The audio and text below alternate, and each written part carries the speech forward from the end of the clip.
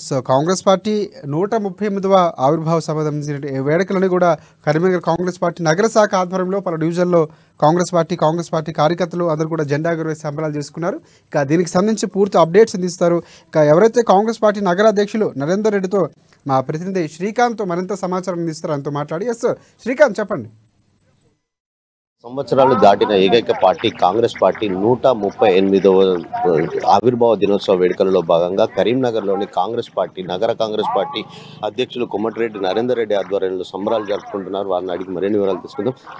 నరేందర్ రెడ్డి గారు చెప్పండి, అంటే 138 సంవత్సరాలకు పూర్తి చేసుకున్న ఏకైక పార్టీ కాంగ్రెస్ పార్టీ ఈ 100 సంవత్సరాలు దాటిన క్రమంలో భాగంగా కూడా దేశంలో గతంలో కాంగ్రెస్ పార్టీ పూర్వ వైభవం ఉండేది. అంటే ఇప్పుడు మళ్ళీ రాబోయే పార్లమెంటు ఎన్నికలలో లక్ష్యంగా భాగంగా రాహుల్ గాంధీ మరొకసారి అంటే గతంలో కూడా కశ్మీర్ టు కన్యాకుమారి పాదయాత్ర చేపట్టారు. ఇప్పుడు కొత్తగా పాదయాత్ర ప్రారంభించినారు. దీన్ని ఎలా చూడవచ్చు?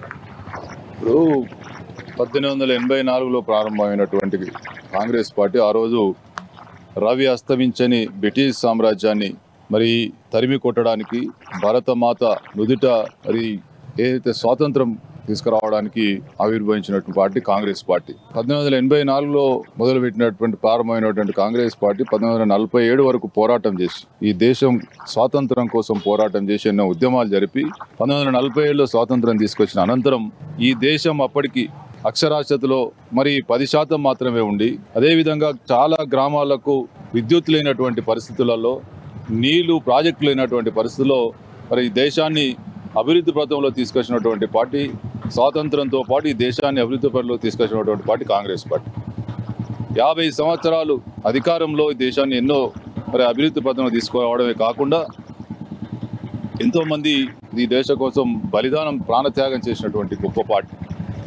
దేశం కోసం స్వాతంత్రం కోసం పోరాటం చేసినటువంటి గాంధీని హతమార్చినటువంటి గాడ్సే వారసులు ఇలా ఈ దేశాన్ని పరిపాలిస్తూ ఉన్నారు. ఈ దేశంలో అన్ని కుల మతాల మధ్యలో చిచ్చు రేపుకుంటూ ఈరోజు ఈ దేశాన్ని పరిపాలిస్తున్నటువంటి భారతీయ జనతా పార్టీని ఖచ్చితంగా వచ్చే ఎన్నికల్లో గద్దె దించి ఈ భారత్ జోడో యాత్ర ద్వారా ప్రజలందరినీ ఏకం చేయడమే కాకుండా ప్రజా సమస్యల మీద పూర్తి అవగాహనతో ఉన్నటువంటి రాహుల్ గాంధీ గారి నాయకత్వంలో రాహుల్ గాంధీ అని ప్రధానమంత్రి చేయాలన్నటువంటి దృఢ సంకల్పంతో ఈ రోజు ప్రజలంతా ఉన్నారు. తప్పకుండా ఈ రోజు ఆవిర్భావ దినం రోజు 138వ ఆవిర్భావ దినం రోజు మేము చెప్తా ఉన్నాం. ఈ దేశానికి స్వాతంత్రం తీసుకొచ్చినటువంటి పార్టీ, ఈ దేశాన్ని అభివృద్ధి పదంలో నడిపించినటువంటి పార్టీ మళ్ళీ ఒక్కసారి తప్పకుండా ఈ దేశంలో కాంగ్రెస్ పార్టీ అధికారం రావాల్సినటువంటి ఆవశ్యకత ఉంది.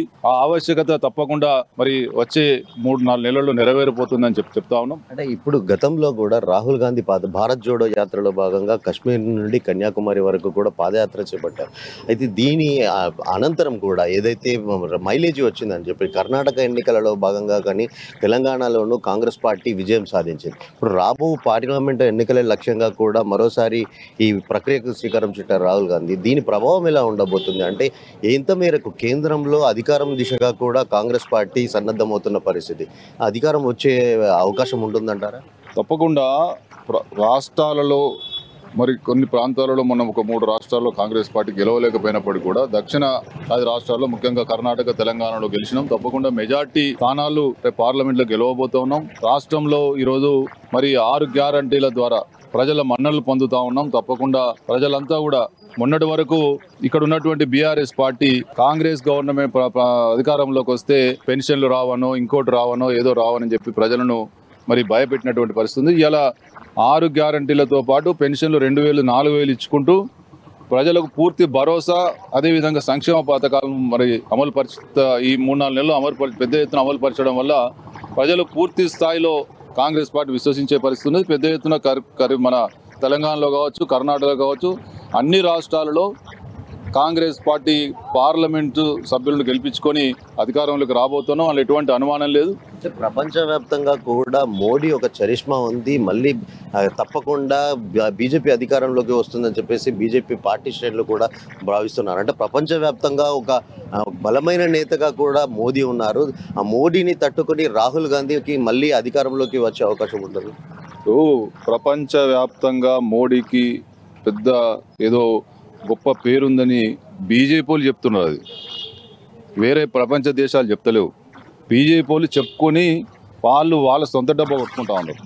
ప్రపంచ దేశాలలో గొప్ప పేరు తెచ్చుకొని ప్రపంచ దేశాల యొక్క మరి మనల్ని చూరగొన్నటువంటి ఇందిరాగాంధీ, రాజీవ్ గాంధీ వాళ్ళ స్థాయిలో ఈయన ఏం చేసిండని అడుగుతాను. ఈ దేశానికి సంబంధించి కానీ మిగతా అసలు ప్రజలు గొప్పగా చెప్పుకునే పని ఒక్కటన్నా భారతీయ జనతా పార్టీ కేంద్ర ప్రభుత్వం ప్రజలను ఆదుకోవడానికి ఈ పథకం తీసుకొచ్చి ఆదుకున్నారని చెప్పుకోవడానికి ఏ ఒక్క పథకం అని ఉందా?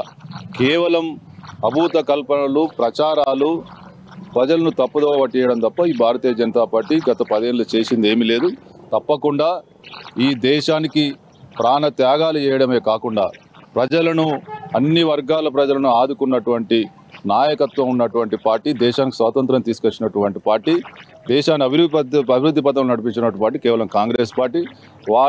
ఆ దిశగా మళ్ళీ రాహుల్ గాంధీ గారు ఈ భారత్ జోడో యాత్ర ద్వారా ప్రజలకు అటువంటి నాయకత్వం మళ్ళీ అవసరం, అటువంటి నాయకత్వం రాహుల్ గాంధీ గారి ద్వారానే సాధ్యం అని చెప్పి ప్రజలంతా కూడా ఈరోజు నిర్ణయించుకున్నారు. తప్పకుండా కేంద్రంలో అధికారం రావడం ఖాయం, రాహుల్ గాంధీ గారు ప్రధానమంత్రి కావడం ఖాయం అని చెప్పి తెలియజేస్తారు. మొత్తానికి రాహుల్ గాంధీ మరోసారి పాదయాత్ర చేపట్టి రాబోయే పార్లమెంట్ ఎన్నికలలో కేంద్రంలో అధికారం దిశగా కూడా ఆ పావులు కదుపుతున్న పరిస్థితి. ఖచ్చితంగా ఇందిరమ్మ రాజ్యం మరొకసారి అంటే దాదాపు కాంగ్రెస్ పార్టీ నుండి right thanks for update Srikanth.